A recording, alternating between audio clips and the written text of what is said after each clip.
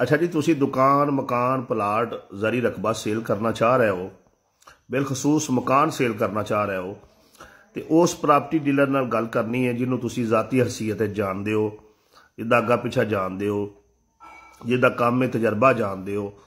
जिन्होंने तुसी समझते हो कि यह बंदा बिल्कुल यदा किरदार ठीक है, नहीं पता तो अगों पिछों शहरियां कोलों दोस्तों कोलों अहले महला कोलों जिथे वह काम करता है कोई 10-20-30 दुकाना अगे पिछे जांच पड़ताल कर लवो। घर एक कीमती शै वे, बड़ी मेहनत के नाल इंसान बनाता है और थोड़ी जी गफलत जी इंसान नूं साल हा साल जिहड़ा वो अजीयत पा देंदी है, परेशानी मुबतला कर देंदी है। यह लाहौर शहर एक वाकया होया इस तरह का, किसी ने मकान सेल करना सी, उन्हें जाके प्रॉपर्टी डीलर नाल गल की है। प्रॉपर्टी डीलर ने कहा जी ठीक है सानू विजिट करा दो, मकान का विजिट करा दिता है। वह गाहक नूं लैके गया है, उन्होंने आदा भी गल ये कि अंदर जड़ा ना इस घर किराएदार बैठे ने तो बड़े बापरदा फैमिली है, मजहबी फैमिली, इस्लामी फैमिली, तो वह जड़ा ना पर्दे नूं बड़ा पसंद करती है। तो तुसी अंदर जाओ तो मकान मकून वेख के आ जाना, तो कोई गल नहीं उन्होंने करनी। तो उन्हें कहा जी ठीक है, वह मकान वेख आया, उन्हें कोई अपना ही बंदा बिठा के कि जी आ जड़ा ना मालक है, तो तुसी जड़ा ना जी अपना दियो इन्ने पैसे, यानी कि करोड़ रुपये का मकान मुक गया, 50 लाख उन्हें एडवांस दे दिता है,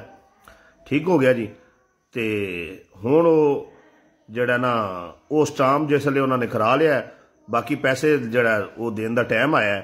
तो वो उस मकान से दोबारा गए ने, उन्हें दस्तक दी, उन्हें है जी ये मकान असा ले लिया, तो तुसी अपना जड़ा ना साडा थोड़ी दिन रजिस्ट्री भी हो जानी, बाकी पैसे भी दा हो जाने, तो तुसी जड़ा ना तैयारी करो,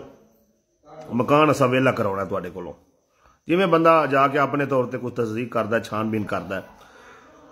वो अगों हक्के बक्की हो गया। उन्हें कहा यार गल ये कि यह मकान साडा अपना है, तो असी तो बस उन्होंने प्रॉपर्टी डीलर नूं वैसे कहा सी, उन्हें कहा जी तुसी जानते हो, उन्हें कहा जी असीं जानते नहीं, बस उन्होंने दफ्तर वेख्या सी, उन्होंने कह दिता है, ठीक है ना जी।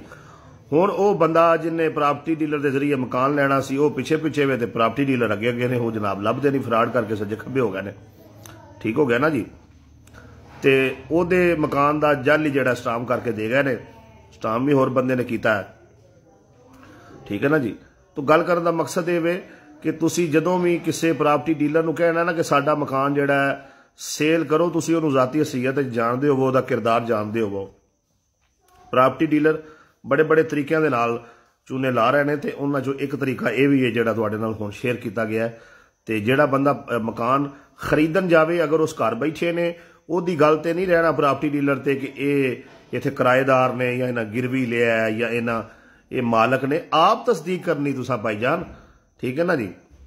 ए बाजार दुकान से बंदा जाता है तो वही गल तो ही बह जाता है, वह जी कपड़ा बड़ा अच्छा है, नहीं बंदा 20 सूट वेचता है, उन्होंने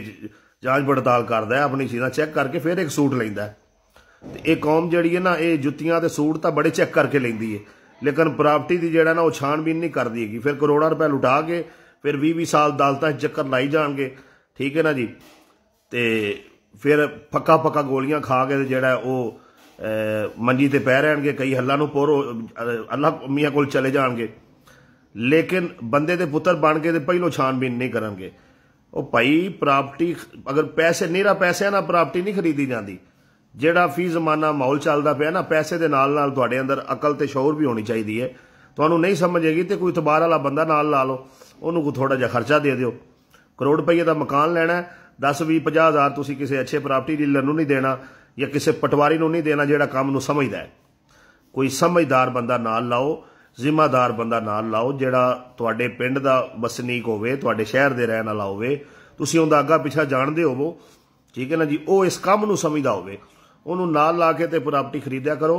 ताकि तुहाडा नुकसान जिहड़ा ना होवे।